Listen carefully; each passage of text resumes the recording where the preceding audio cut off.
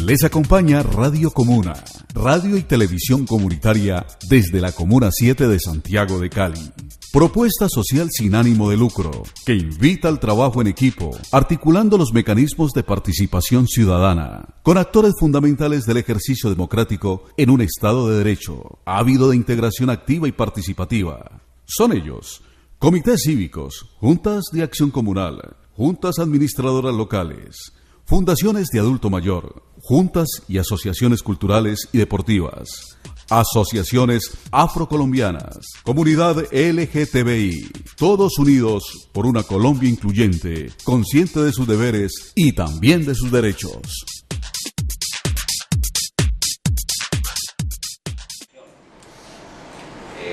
En Colombia, y observo lo siguiente, aparte de lo que ya he comentado.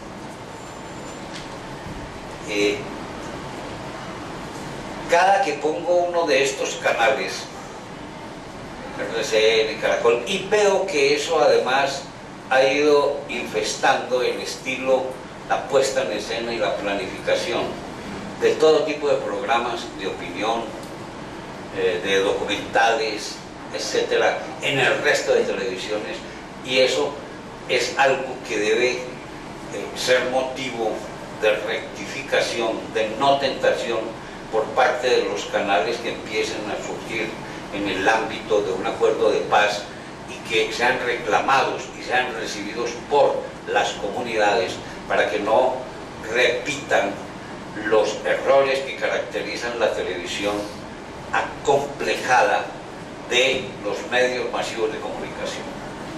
A esas restricciones que yo he leído acá, de lo que no debe tener un dramatizado según un experto en mercadeo, según un supuesto experto en rating, se suman otras autolimitaciones a las que ellos se someten. Una, intenten, viendo un noticiero o viendo una telenovela o viendo un programa de opinión, intenten ustedes contar la duración de cada plano y verán que rara vez un plano en los que se va fraccionando el relato dura más de 6 segundos. Esa es la duración universal de un plano de televisión típico, al menos en Colombia. Si este es un programa de opinión y estamos los tres, y Antonio pregunta o tú, siempre el programa a lo largo de la media hora o de la hora de duración siempre va a tener dos cámaras, una para Antonio en close-up y otra para Luis Alfonso Mena y yo en plano abierto, y empiezan a relevarse los productores, porque es un trabajo de mucha destreza, mucho reflejo, etcétera, a efecto de que la siguiente tanda de planos sean con esta cámara que antes tenía en close-up Antonio, sea para Mena y para Antonio, y la otra para mí en el momento en el que yo conteste. Pero también hay una cantidad de planos pasivos en donde yo estoy escuchando o en donde ustedes me escuchan a mí, etc. Ese es un defecto de fábrica que trae la gramática televisiva desde los tiempos en que la textura de la televisión era muy imperfecta. En la época en que la televisión tenía un soporte UMATIC, o que se llamaba NSTC, o 3/4, o cámaras de tubos, en esa época no se transmitía en directo ni en diferido un partido de fútbol completo. El debut, digamos, de las transmisiones directas en televisión a color se hizo con Argentina 78. Había habido México 70, pero no transmitían los partidos en directo y no fracciones. ¿Por qué? Porque El fútbol estaba estigmatizado en esa época porque la textura que permitía armar la imagen era demasiado imperfecta y borrosa. E incluso en el Mundial 78 de Argentina, la textura seguía siendo muy borrosa. Uno ve hoy en día por YouTube el partido Argentina-Holanda, por ejemplo, de la final, y en realidad se ven un mundo de colorcitos azules como desenfocados, como reventados, corriendo para un lado y unas camisetas naranja para el otro lado, pero no se detectaban rostros ni movimientos con mucha precisión. Desde esa época e incluso desde un poco antes, la televisión fue adquiriendo un defecto genético, una marca de origen de desconfianza en la capacidad de seducir al televidente con planos más largos que esos de 6 segundos a los que me estoy refiriendo ahora. En esa época, además, nunca se transmitían partidos de béisbol, porque lo consideraban un deporte muy intelectual, porque tenía mucha cancha inmensa, la tecnología de las cámaras no permitía que el verde de la gramilla fuera grato, era un verde muy feo. Entonces observen ustedes que tanto el fútbol como el béisbol, que ahora son deportes mayores que hegemonizan la cartelera televisiva en las transmisiones en directo, no se transmitían por miedo a que se perdiera la capacidad de concentrarse del espectador, y porque el fútbol tiene unos picos de interés muy escasos a lo largo de 90 minutos.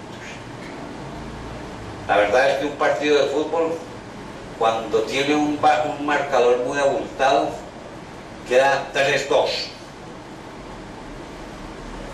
salvo excepciones que habitualmente nos la procura la selección Colombia, como el partido Brasil-Colombia de hace como 15 años, en la que quedó 9-0, pero bueno, ese es otro problema.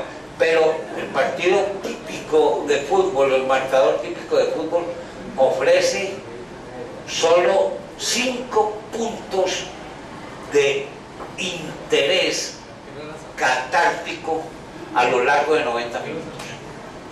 Entonces, por eso el fútbol no se transmitía por televisión, a diferencia del básquetbol. El básquetbol no solo es una superficie, la cuarta parte de lo que es un estadio de fútbol, o quizá menos. No tiene 22 jugadores regados, diseminados por más de una hectárea, sino en una superficie controlable. Son 5 contra 5, y por lo regular un partido de básquetbol siempre queda con marcadores abultados, 98, 104, etcétera. Ese suele ser el prototipo de marcador de un partido de básquetbol. Y ni se diga una pelea de boxeo. Una pelea de boxeo ocurre en un cuadrilátero tan pequeño como el lugar, más pequeño incluso que el lugar el espacio que ustedes ocupan, pero la cantidad de puntos de interés catárticos, momentos de suspenso, de concentración de la acción, etcétera, son bastantes. Son una mano de puñetazos permanentemente entre dos boxeadores. De modo que el boxeo y el básquetbol eran los deportes que tenían preeminencia en la televisión. ¿En qué momento entra? Yo creo que esto es muy importante que lo comentemos en estos preámbulos de una posible y exigible tenencia de canales de televisión, de espacios de televisión para las fuerzas sociales y políticas nuevas en Colombia. ¿En qué momento la televisión permite que se sistematice la transmisión de fútbol en directo, hasta el punto de que ahora es una verdadera endemia que ha hecho cable ese deporte. E incluso se transmiten los partidos de las grandes ligas de béisbol en Estados Unidos. En el momento en que la televisión entra a la tecnología Betacam, que permite una definición, una resolución de imagen más agradecida, digámoslo así, más precisa que la que tenía esa tecnología NSTC UMATIC previa, anterior. El dramatizado en ese contexto también sufrió alteraciones. Cualquiera que recuerde acá, puede haber algunos que lo tengan más o menos claro por razones de cronología, de generación, la serie, la telenovela Betty la Fea. Betty la Fea se contaba, se narraba, era la historia de un tipo, es una serie de 200 capítulos, la historia de un tipo empresario que se llamaba Armando, del que estaba enamorado una contable que se sentía fea porque usaba gafas, porque eso sí es un tic del cine americano, y es que la mujer sin interés erótico es porque usa gafas, porque es intelectual, en fin. Entonces, para afear a Betty, que es una actriz bonita, pues póngale gafas. Entonces, esa era la historia, el núcleo principal de ese drama que recorría durante la media hora el capítulo, pero había una cantidad de subhistorias alrededor de esa historia principal. Había un celador que pretendía a la recepcionista. Había un tal cuartel de las feas con un elenco de cierta calidad que tenía muchas contradicciones internas. Estaba la mamá y el papá de Armando, el galán, el protagonista, que a su vez asistían a escaramuzas propias de la vida familiar, la empresa, etc. Existían las contradicciones entre el cuartel de las feas y el personaje diseñador que era gay, que lo desempeñaba, me acuerdo, Julián Arango. Estaba también el minidrama o subdrama de los papás de Betty la Fea, en otra ocasión. Eso quiere decir que cada capítulo de media hora tenía que darle un tiempo de concentración de minuto y medio a cada subdrama para que cupiera la totalidad de la historia en cada capítulo, ventilando los problemas de todos esos distintos núcleos de conflicto. Pero además de que duraba minuto y medio el turno de cada segmento de personajes, de cada nudo de interés, los planos no podían durar más de 6 segundos. Entonces hagan cuentas ustedes de la laboriosidad que eso reclamaba en los pobres libretistas, la cantidad de artificios a que tenían que apelar para que el seriado tuviera siempre en alza, tuviera cautivado al televidente. Pero ¿qué va a ocurrir ahora? ¿Qué empieza a ocurrir en Colombia? Y en el mundo, por supuesto. En Colombia habrá en el 2019 lo que se llama el apagón analógico. Se acaba la televisión analógica y empieza la televisión HD digital. Ya eso es una respuesta, además, al avance de la tecnología en lo que tiene que ver con la transmisión de programas, salida al aire, salida a través de servidores de cable, y por el perfeccionismo sofisticado que la tecnología le ha permitido a la televisión a través de los televisores de plasma. Un televisor hasta hace un poco tiempo era un armatoste como ese bafle. Eso formaba parte de la complicación en los trasteos, llevar un aparato tan gordo hacia atrás, y además la pantalla era cuadrada. Ahora la pantalla es rectangular. El televisor se puede llevar casi que así, como una cartulina. Y la resolución visual es óptima, casi como la del cine. ¿Y ahí qué está ocurriendo? Yo siento, yo no sé, Toño, si tú ves, o cualquiera de ustedes son sistemáticos en ver la televisión, como para que se den cuenta. Yo pienso que no ha ocurrido todavía esa adecuación a una gramática nueva a la que tiene que comenzar a apelar la televisión en Colombia. Siento que los dramatizados colombianos siguen conservatizados en el viejo esquema de historias que tienen que adornarse con muchas subhistorias y subnúcleos de conflicto.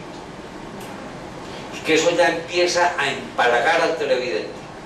Porque la gran diferencia entre la gramática del relato cinematográfico y la gramática del relato televisivo era que el cine, por el preciosismo de la textura de la imagen, no requería demasiados conflictos. Y la televisión, por la imperfección de su textura, requería demasiados conflictos. Como esos que se adornan mucho, como esos magos que tienen que generar sofismas de distracción con las manos, el vestido y todo eso, mientras en un acto de prestidigitación taque ponen el micrófono acá. Les acompaña Radio Comuna, radio y televisión comunitaria desde la Comuna 7 de Santiago de Cali. Propuesta social sin ánimo de lucro, que invita al trabajo en equipo, articulando los mecanismos de participación ciudadana, con actores fundamentales del ejercicio democrático en un Estado de Derecho, ávido de integración activa y participativa. Son ellos: comités cívicos, juntas de acción comunal, juntas administradoras locales, fundaciones de adulto mayor, juntas y asociaciones culturales y deportivas, asociaciones afrocolombianas, comunidad LGTBI, todos unidos por una Colombia incluyente, consciente de sus deberes y también de sus derechos. No estaba y lo descubren quitando de encima un trapo rojo y la gente aplaude. ¿Habrán visto ustedes? Y eso ya se le pegó a la televisión colombiana, que es muy imitadora, pero no muy sistemático en la televisión americana. Cuando uno ve un noticiero tipo CNN o Fox, uno lo que ve es que en el set, aparte de haber una presentadora o un presentador que ocupa como un cuarto de la imagen, un cuarto de la composición, al lado hay otra noticia distinta de la que hay una noticia visual, digamos, una ilustración audiovisual de lo que ella está diciendo oralmente. En la parte de abajo aparece la temperatura, está oscilando, estamos en invierno y está bajando a no sé cuántos grados Fahrenheit o grados centígrados, etc. Al lado derecho del encuadre aparece los resultados de las grandes ligas. Los Medias Rojas de Baltimore le dieron una paliza de tantas carreras a los Yankees de Nueva York. La bolsa, el dólar desciende, el dólar gana mercados y trepa su precio en Europa, la libra esterlina, etc.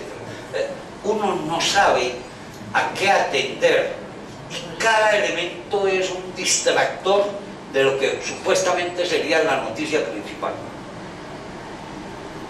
Anoche estuve viendo en Sevilla, un programa de Telecafé. Es Fue una entrevista, una conversación entre dos tipos y había elementos muy interesantes en cuanto tenía que decir uno de ellos que hablaba sobre el problema de la megaminería en el Valle de Cocora.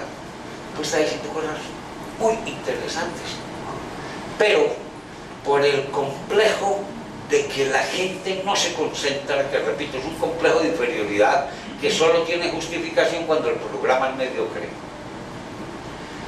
Pero entonces, con esta estética tipo Tarantino, que ya pasó de moda, ya es hora, que hay unos planos que tienen que ir en blanco y negro, hay otros que tienen que ser desde arriba, otros muy aproximados, después un plano general, pasaba del color al blanco y negro, del plano close-up al plano pleno abierto, plano general corto, etc.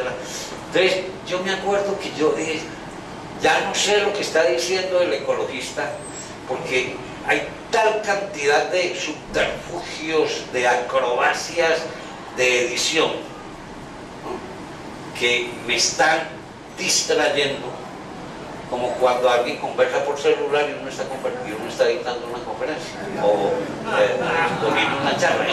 Eso desconcentra. Pero en televisión.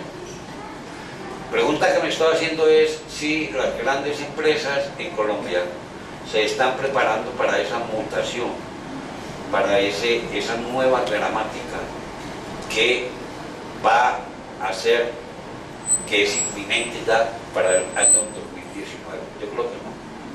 Creo que la ideología de ellos les impide adecuarse, porque con sus esquemas tan conservadores en lo que tiene que ver con puesta en escena y con lo que deben surtir los contenidos de una telenovela o de un programa de opinión, etc., va a ser muy complicado para ellos acceder a una gramática que de verdad refleje al país.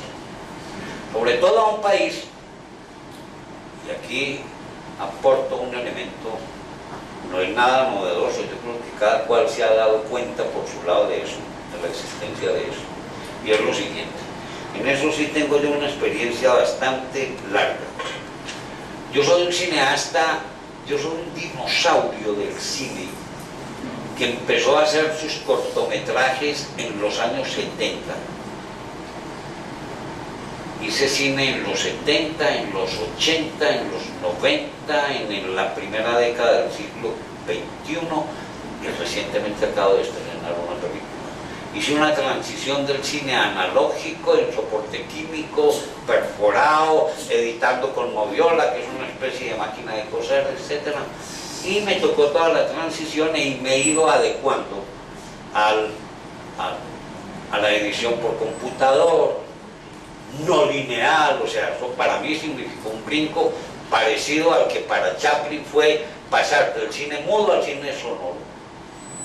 Eso es muy complicado.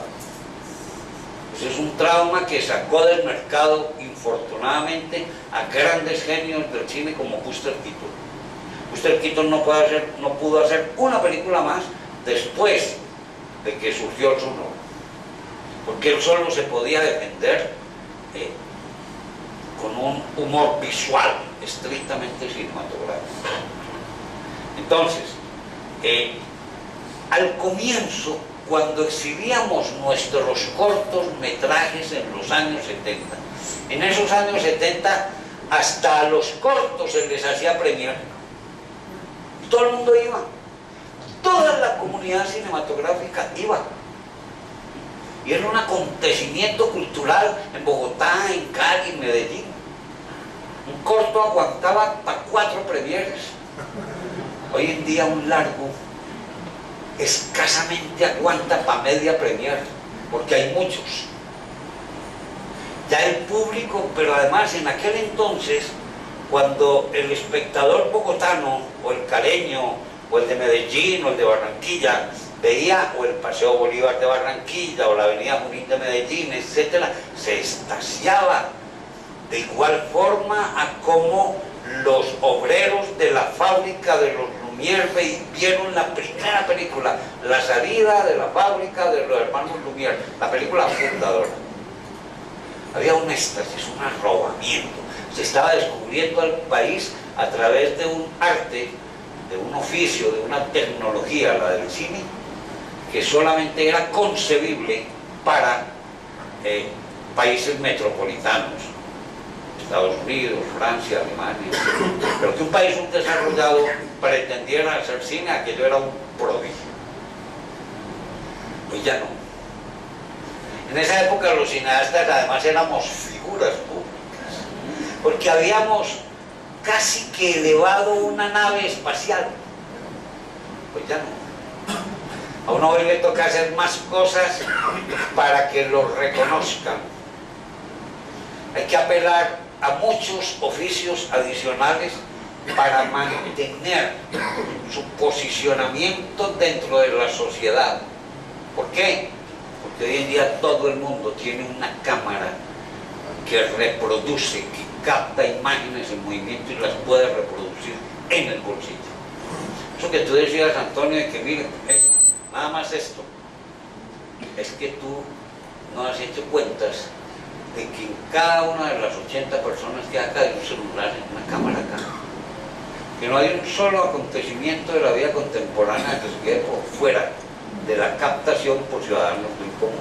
Que el sueño del hasta el amor, que el sueño de Siga Bertov, el cineasta soviético que en 1920 dijo: hay que ejercer, hay que convertir la cámara en un ojo permanente para captarlo todo, algo que él no podía porque las cámaras en esa época eran gigantescas, ¿no? Pero hoy en día, o sea, un siglo después de haber postulado esa propuesta, Siga Bertov, se puede, se hace. Hoy en día uno tiene que cuidar más su forma de hablar, porque si uno comete un dislate, no ha llegado todavía a la casa, ni ha tomado el transporte para ir al trabajo, y ya está clavado en las redes sociales. O sea, los ciudadanos se volvieron cineastas, entonces ya no se deslumbran. Y yo me pregunto si eso no es lo que está determinando que hoy en día el 80%, dicen que es el 80%, a mí me parece un dato todavía excesivo, pero un dato ya más cuidadoso, más conservador, arrojaba que es el 70% de gente la que está viendo televisión a través de cable operadores. Aló, Hola, DirecTV, etc. ¿Y eso qué quiere decir? Que tiene acceso a 80 o 90 canales.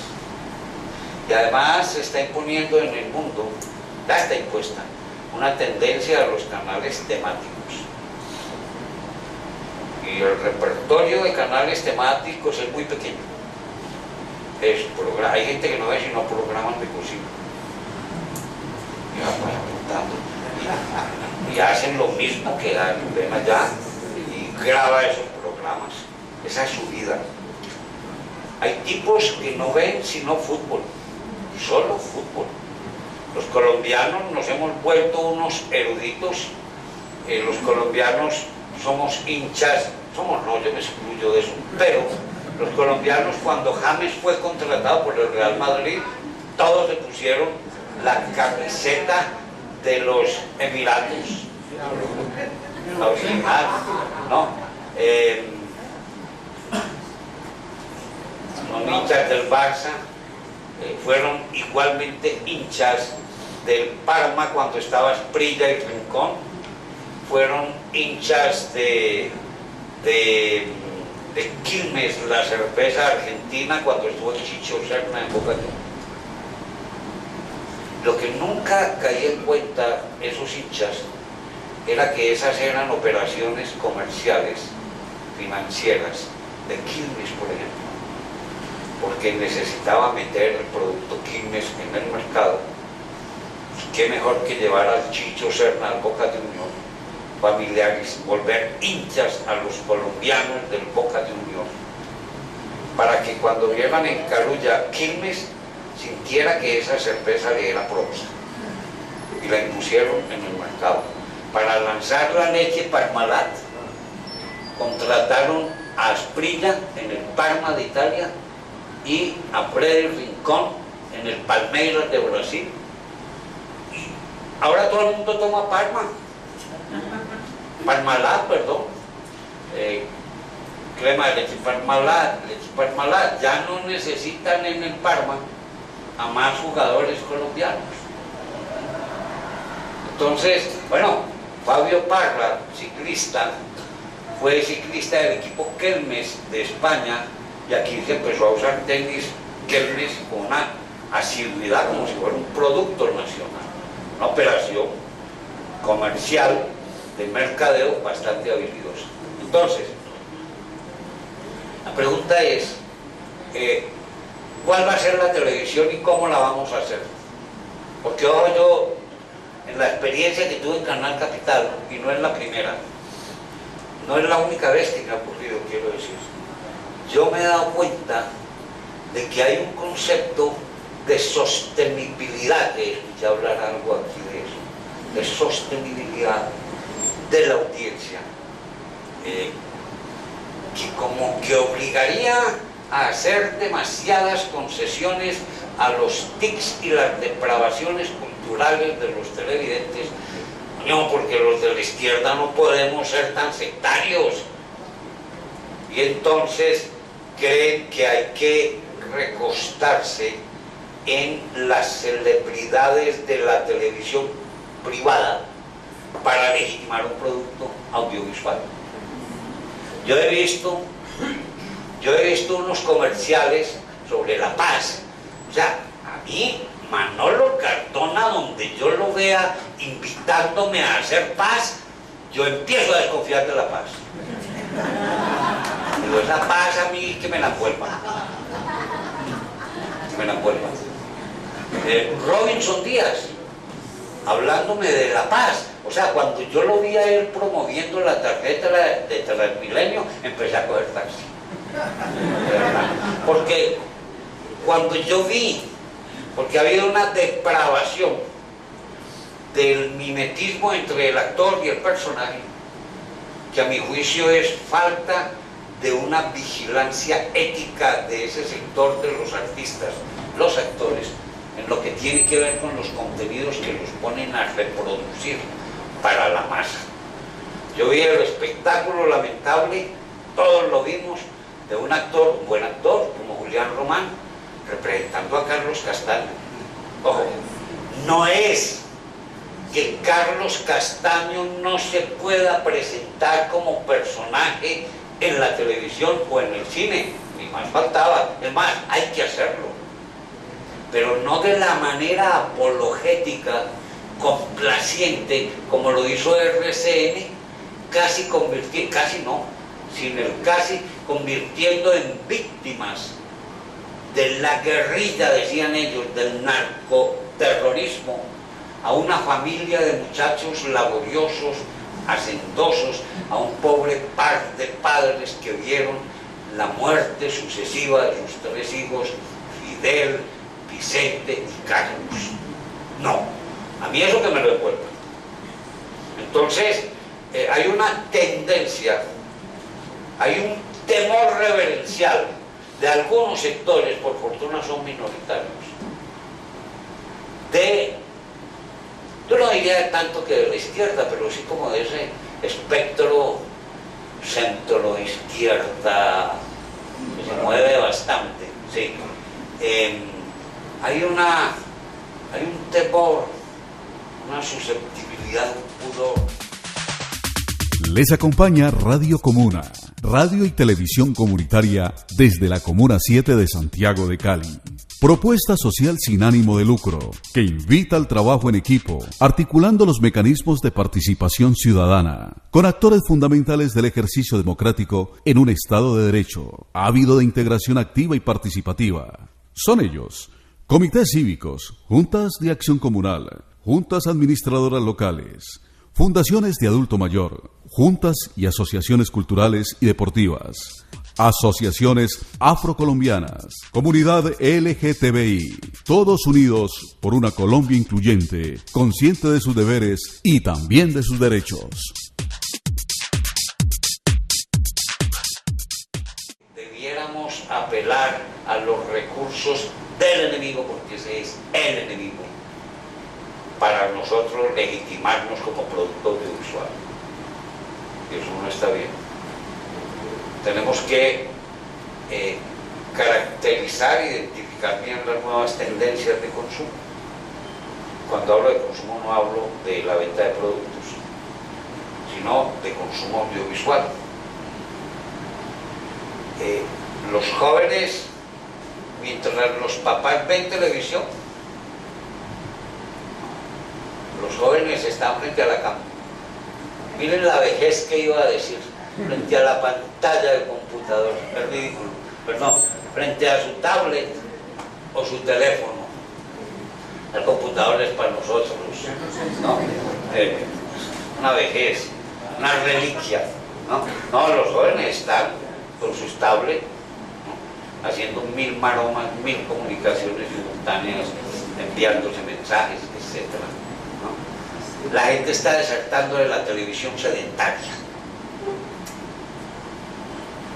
Eso que tú decías ahora, Toño, de que en la época de AM/PM subiste a 60 puntos el rating con lo de la devolución en vivo, en directo, de Camila Michel, ¿no?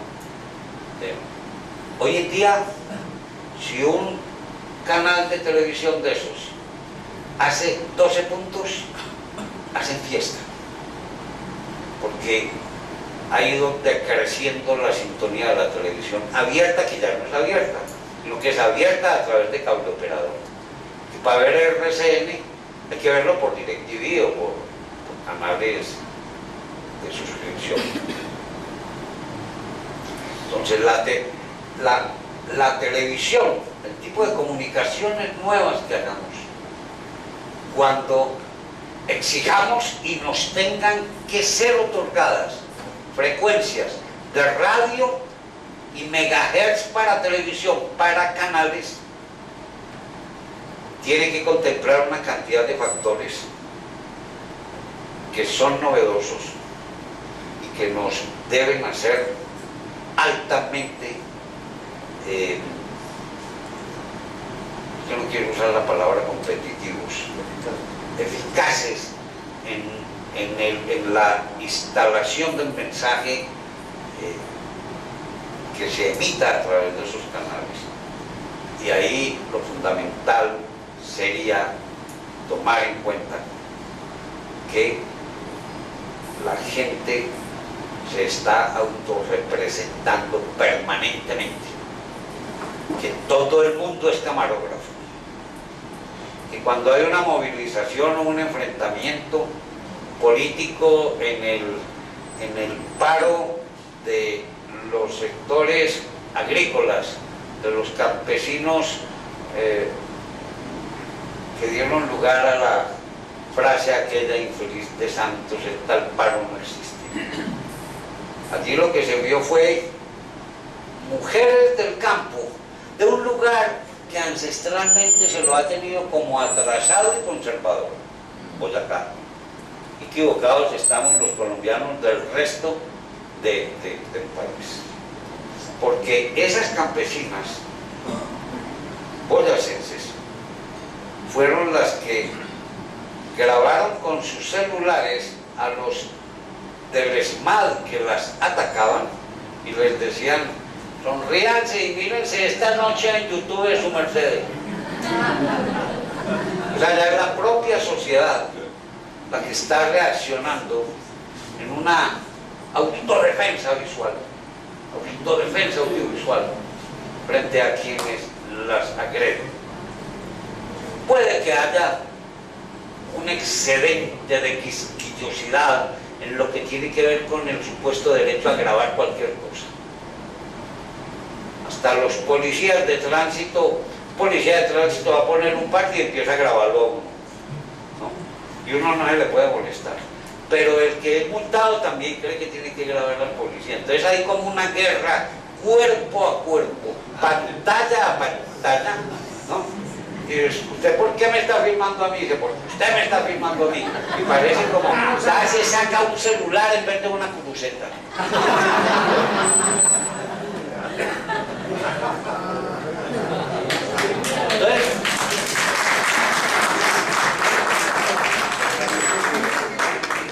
Entonces yo creo que todos estos factores que están en juego en este momento, estas primicias de la tecnología, esto de las redes sociales que ha vuelto deliberante a la opinión pública, desde todos los frentes, porque ahí también opera la hiperderecha, eso se aprovecha por todas las ideologías, y ahí sí yo siento además que la izquierda ha estado muy activa, no se ha dejado arrinconar, y que lo que se obtenga, que no tendría sentido que no se exigiera con motivo de las conversaciones de paz en La Habana. Lo que hay que exigir es que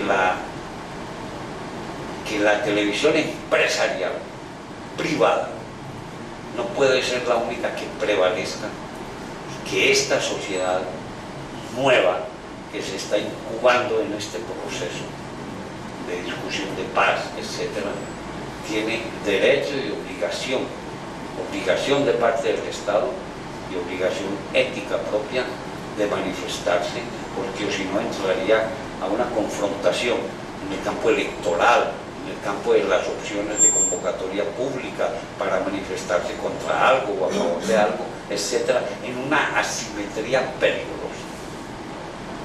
Si hubiera plebiscito o referéndum o lo que fuera, o candidatos aliados de las FARC o del ELN o ellos mismos postulándose en las regiones para alcaldías, para senaturías, etcétera, si no se cuenta con la televisión propia, no habrá lugar a quejas después para cuando se presente un exterminio por el estilo del que ocurrió con la UE. Ya no tendríamos pretextos para autocompadecernos. Sería una estupidez si perdiéramos ese frente de producción de contenidos audiovisuales en favor de lo popular y desde lo popular. Desde lo popular. Es decir, las comunidades tienen que empezar a hacer sus propios videos, cambiar ellos mismos su propia sintaxis, que de hecho creo que lo hacen. Que se produzca una discusión ideológica en el seno de las comunidades a propósito de la gramática deseable para lo audiovisual. Lo digo por esto. Ayer en Caicedonia estuve mirando el trabajo de un joven realizador. Estuve mirando un trabajo de un realizador, un DVD, ¿no? Hizo una película de largometraje de 2 horas con 20 millones de pesos. Primero fue que me dio una envidia enorme, pero bueno. Vi fragmentos de la película, una película sobre esoterismos, espantos, todo eso. Interesante, digamos. No es objetable su contenido, sino que muestra un personal local, actores naturales, muchachos con la etnicidad propia de Caicedonia, el paisaje de fondo es Caicedonia, el parque ese bello de las palmeras, los jeeps, todo esto, pero el tráiler es como si fuera a anunciar una película de Schwarzenegger o de Robocop. Y yo dije, mira, déjame, te digo, ahí uno no puede equivocarse, uno no puede confundir al espectador dándole una señal equivocada con un tráiler tipo Robocop para presentar después una película que no tiene nada que ver con Robocop. Todos esos tics, siempre, yo me acuerdo, tuve un magnífico profesor, creo que fue profesor tuyo también, don Darío Mesa. Darío Mesa decía, siempre donde falta una idea puede ir perfectamente una palabra y hasta una frase. He notado que en lo audiovisual siempre donde falta también una idea o una buena imagen puede perfectamente ponerse un efecto especial y eso es un desastre. Bueno, yo voy a terminar estas alusiones refiriéndome a un tic que es muy sistemático en la televisión colombiana de parte de los que se llaman los próceres. Lo primero es que cada que la izquierda toma la dirección de un canal, sea público o privado, como que siente un complejo de culpa de tener tanto y entonces piensa que hay que darle un programa a María Elvira Samper. ¿Por qué? Como ella ha estado siglos en RCN Radio y ni siquiera nos ha llamado para entrevistarnos, pero llega un gerente progresista a Canal Capital y es que hay que ser pluralistas, y el pluralismo en la izquierda siempre nos vuelve regalados, y la experiencia que tenemos a lo largo de muchos años de alianzas es que hemos promovido a unos zánganos que nos han avergonzado.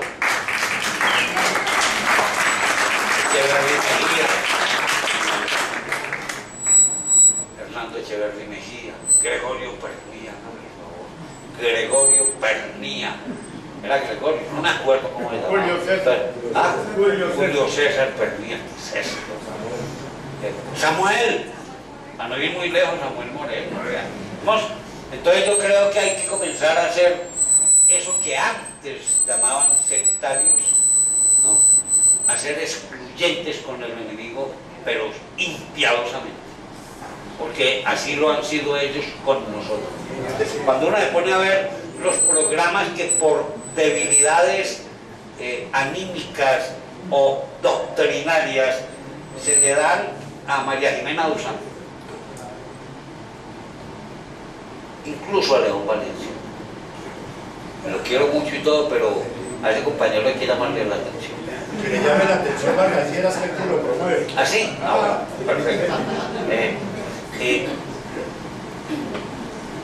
León Valencia, María Jimena Duzán, María Elvira Samper, que han tenido programas en Canal Capital, en Cable Noticias, etcétera, siempre tienen un elenco similar, y eso sí, el que nunca falla es José Félix Laforí. Necesitamos a alguien de la derecha, dice. No sé a quién van a poner. Laforí. Y lo terrible es que no es por pluralismo, es porque el hombre Fedegar tira bastante billete a esos programas que se vuelven públicos portales. Bueno, yo termino acá y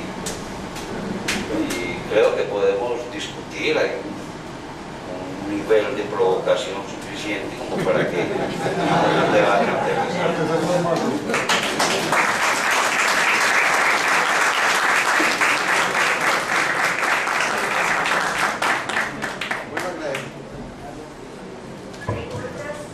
Hola. Agradecemos a cada uno de los panelistas. Ahora procedemos a las intervenciones de la gente. Hay unos puntos a resaltar. Van a haber 5 participaciones. Cada compañero tendrá un tiempo de 2 minutos. ¿Sí? Entonces, la compañero de allá atrás, compañero acá. Ya están. Entonces, 1, 2, 3, compañero el que está atrás de la chiva. 3, 4 y 5. Ya está. Bueno, entonces iniciamos.